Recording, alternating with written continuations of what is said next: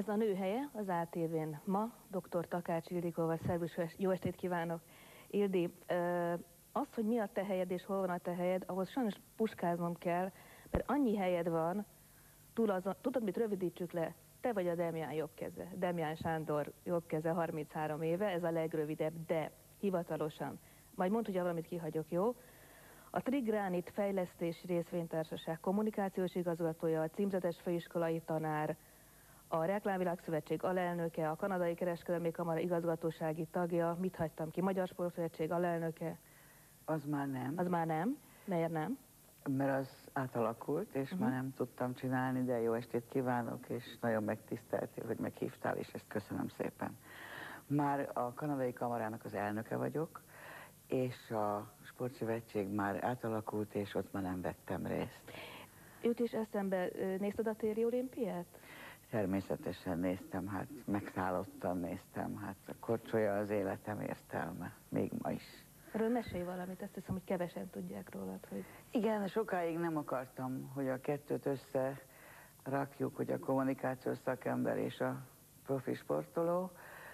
16 éves koromban lettem profi, kiszerződtem először a Magyar Jégrevőhöz, azután pedig a Bécsi Jégrevőhöz, és 1970-ig külföldön éltem, és hát egy nagyon kemény életet, mert a profi sportolás az nem azt jelenti, hogy eltáncolgatok 3 lépést, és ezért felveszem a gázsimat, hanem nagyon komoly tréningeken kellett részt venni, nagyon sokat kellett tanulni, és sose lehetett abba hagyni, mert ha egy kicsit lazítottál, annak csúnya eredménye volt.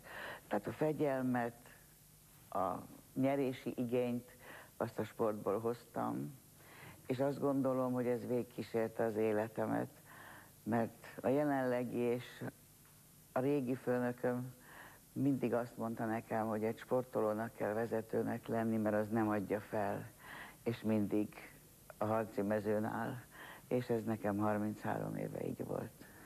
És mi a véleményed a mai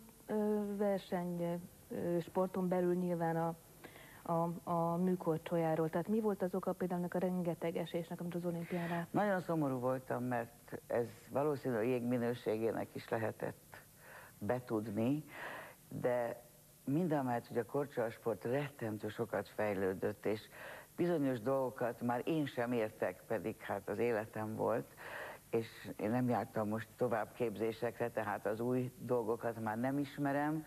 Az én időmben még egy axelpauzán, ami 1,5 fordulat, hát az fantasztikusnak volt nevezhető.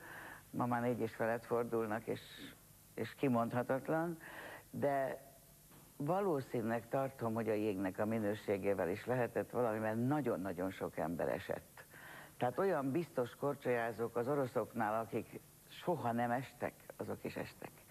Tehát én is ezen gondolkoztam. Annak idején, amikor a pólus épült, akkor mekkora személyes szereped volt neked abban, vagy mennyi személyes döntésed volt abban, hogy ott igenis épüljön egy koripályán? A koncepcióban nem volt döntésem, csak mély örömeim voltak. Kollégáim döntötték ezt el, és úgy ítélték meg, hogy szükséges. Én nagyon örültem neki, már a jégminőség kiválasztásában, meg a megrendelésekbe bevontak, és azon már ilyen szupervájzorként működtem, de nagyon örültem neki, és főleg a megnyitón, hogy meghívhattam az orosz profit páros korcsolyázókat, és a Csallai Andris ebben nagyon komoly részt vállalt a megnyitó ünnepségnek a korcsolya részében. Hát ez nagyon nagy örömmel töltött el. Hát, tudod, az embernek azért az életének a fele azért ott zajlott. Már 4 éves koromtól ott csúszkáltam a jégen.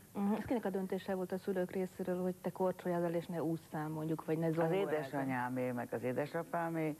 Az édesapám gyors korcsolyázó volt, anyám az csak ilyen privátként korcsolyázgatott, ott laktunk a Városligeti műjégpálya mellett, és a nővérem volt az erősebb korcsolyázó, úgyhogy én csak utána szaplattam, és nagyon tetszett nekem ez a profi korcsolyázás, és így kerültem végül is a vívás helyett, mert azt is csináltam a korcsolyasportba.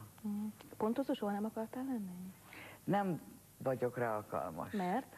Én szubjektív vagyok. és